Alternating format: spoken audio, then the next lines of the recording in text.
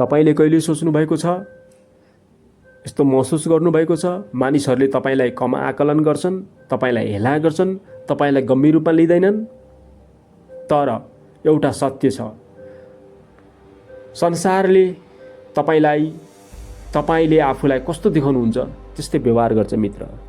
संसारले तपाईलाई त्यति मूल्य दिन्छ जति मूल्य तपाईले आफूले आफूलाई दिनुहुन्छ। संसारले तपाईलाई त्यति नै सम्मान गर्छ जति सम्मान तपाईले आफूले आफूलाई गर्नुहुन्छ।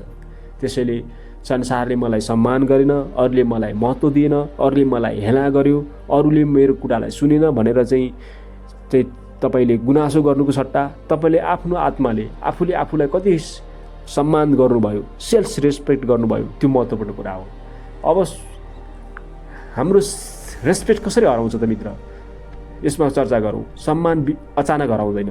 सम्मान भन्ने कुरो बिस्तारै हराउँछ।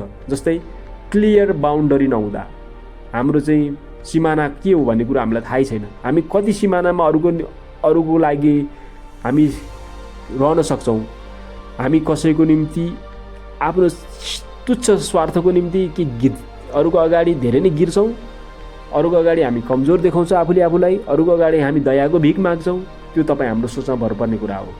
त्यसैले यो क्लियर बाउन्डरी तपाईँले निश्चित गर्नुपर्छ। आफ्नो चाहिँ तपाईँको सीमा के हो त्यो निश्चित गर्नुपर्छ।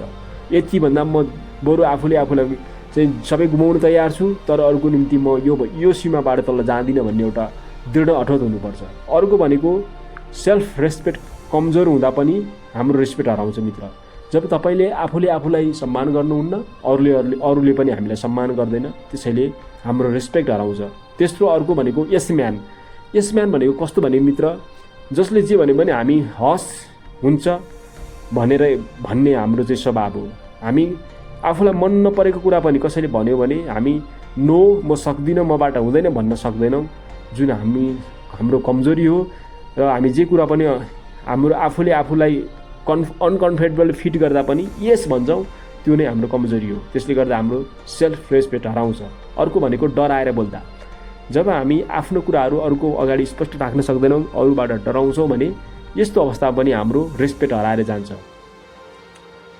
त्यसैले हामीले मानिसहरूले तपाईँलाई टेस्ट गर्छन्, तपाईँले एक्सेप्ट गरेपछि उनीहरूले व्यवहार पनि सेट हुन्छ। पहिला सुरुमा मानिसहरूले हेर्छन् तपाईँलाई बुझ्न खोज्छन्, तपाईँ कस्तो मानिस हो, तपाईँ कति निडर हो, तपाईँ कति सेल्फ रेस्पेक्ट हुने खालको मानिस हो, त्यो टेस्ट गर्छन्। तपाईँले यदि उनीहरूले तपाईँलाई कमजोर देख्यो भने तपाईँलाई उनीहरूले हेप्न थाल्छन्, हेला गर्ने थाल्छन्। त्यसपछि अर्को भनेको एउटा ठुलो ट्रुथ के हो भने मित्र, people don't respect word, they respect behaviour. मानिसहरूले चाहिँ कसैलाई पनि शब्दमा विश्वास गर्दैनन्। तपाईँले जतिसुकै राम्रा आडम्बर शब्दहरू जतिसुकै राम्रा आदर्शका शब्दहरू व्यक्त गरे पनि तपाईँको व्यवहार कस्तो छ मानिसहरूले त्यो हेर्छ। तपाईँको बोली, तपाईँ जतिसुकै मिठो बोल्नुहोस्, बोलीले तपाईँसँग जतिसुकै चिप्लो घस्नुहोस्, बोलीले तपाईँ अरूलाई प्रभावित पार्ने कोसिस गर्नुहोस्, त्यो क्षणिक मात्र हुन्छ। मानिसले त्यसमा विश्वास गर्दैनन् मित्र।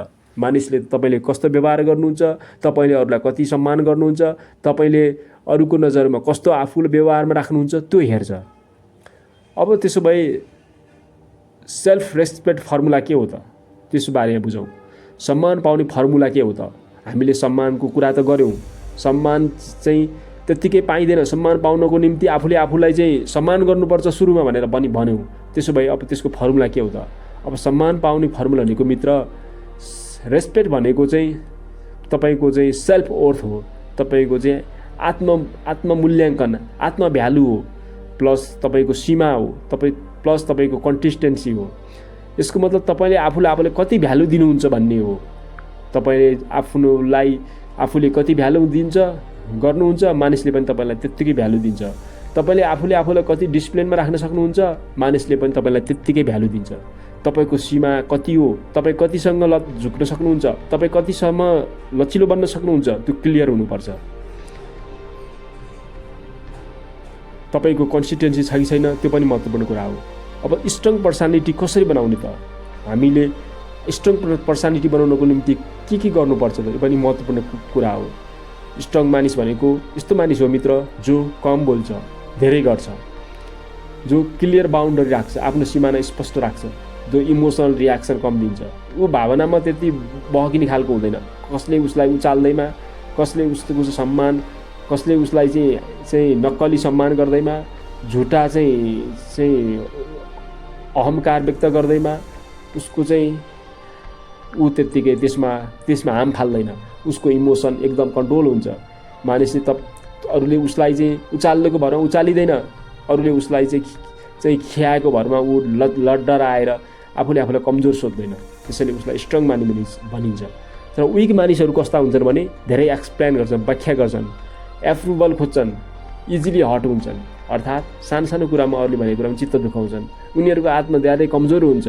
उनीहरू मानिसले गरेका साना चाहिँ आलोचना गर्दा पनि सहन नसक्ने, सानो चाहिँ मानिसले चाहिँ फुर्काइदिए भने पनि एकदम मात्तिने र मस्किने खालका हुन्छन् विक कमजोर मानिसहरू। त्यसो भए अब हेला किन हुन्छ त? प्रश्न यो हो। हामीलाई मानिसहरूले किन हेला गर्छन् त? हाम्रो भिडियोको मोटिभ पनि यही हो मित्र। हामीले यही बारे भिडियो बनाइरहेको छौँ। हो, तपाईँले आफैलाई लो भ्यालु देखाउनुहुन्छ। यसको पहिलो कारण भनेको तपाईँको भ्यालु कति भन्ने कुराहरू, तपाईँले आफूलाई कति भ्यालुमा राख्नुहुन्छ भन्ने कुरा महत्त्वपूर्ण कुरा हो। तपाईँले आफूले जति भ्यालु आफूलाई दिनुहुन्छ, अरूले पनि तपाईँलाई त्यति नै भ्यालु दिन्छ। अर्को भनेको ओभर एभाइलेबिलिटी भनेको जब तपाईँ मानिसहरूको अगाडि धेरै उपलब्ध हुनुहुन्छ, जति बेला पनि उपलब्ध हुनुहुन्छ भने तपाईँलाई पनि उनीहरूले भ्यालु दिँदैनन्। जब तपाईँ अरूको अगाडि अनावश्यक रूपमा उपस्थित भइरहनुहुन्छ भने तपाईँलाई उनीहरूले भ्यालु दिन छोड्छन्, तपाईँलाई उनीहरूले चाहिँ रेस्पेक्ट गर्न छोड्छन्। त्यसैले बिना कारण मानिसहरूसित अनावश्यक जमघट गरिरहनु, भेटिरहनु, अर्को घरमा गइरहनु, अर्कोको समूहमा गइरहनु आवश्यक छैन। अर्को भनेको डर देखिनु। जब तपाईँ धेरै डराउनुहुन्छ भने मानिसहरूले तपाईँलाई हेला गर्छन्, हेप्छन्, तपाईँलाई कमजोर सम्झिन्छन्, यसले के गर्न सक्छ र यसको क्षमता छैन भन्ने सम्झिन्छन्। त्यसैले अनावश्यक डर देखिनु, अनावश्यक डर अरूको अगाडि महसुस गर्नु आवश्यक छैन। अर्को भनेको अनक्लियर आइडेन्टिटी। जब तपाईँको चाहिँ परिचय नै निश्चित छैन भने मानिसहरूले तपाईँलाई हेप्छन्। त्यसैले मित्र, people treat you how you allow them to treat you. अर्थात् मानिसहरूले तपाईँलाई त्यस्तै व्यवहार गर्छन् जस्तो व्यवहार तपाईँले आफूलाई गर्नुहुन्छ।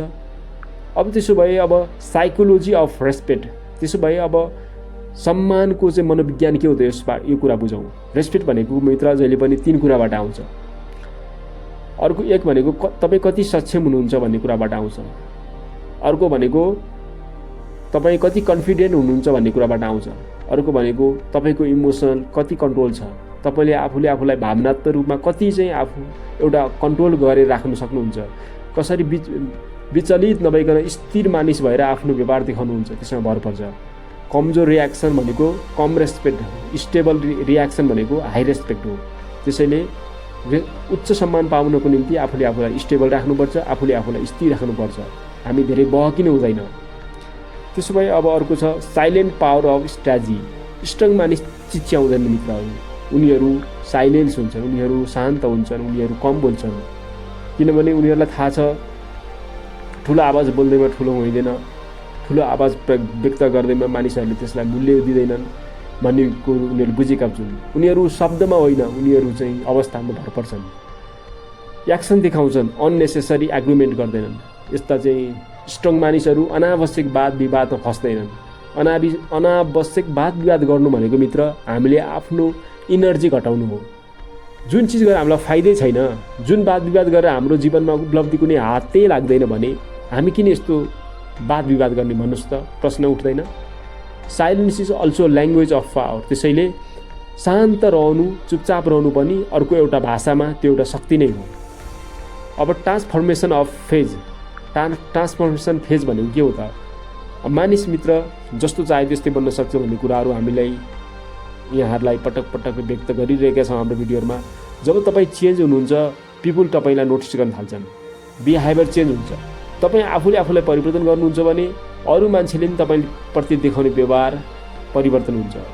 रेस्पेक्ट स्लोली आउँछ। अब बिस्तारै तपाईँलाई पहिला रेस्पेक्ट नगर्ने मानिसहरूले पनि तपाईँलाई रेस्पेक्ट गर्न थाल्छन्। तर ध्यान दिनुहोस्, रेस्पेक्ट भन्ने कुरो मागेर होइन, बिल्ड गरेर आउँछ।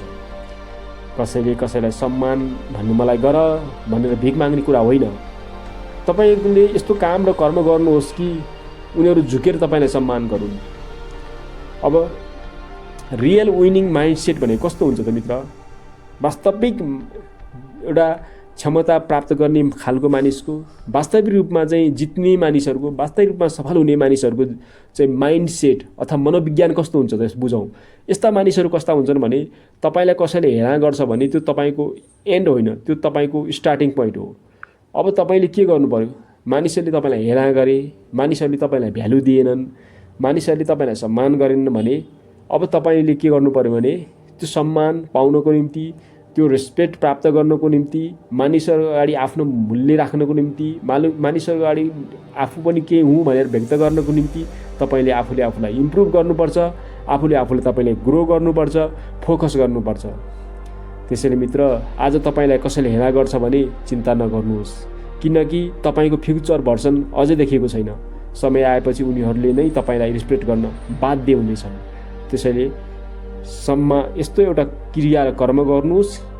रेस्पेक्ट अब तपाईँले मागेर होइन, तपाईँलाई मानिसहरूले जबरजस्ती गर्नेछन्। हस्त, धन्यवाद।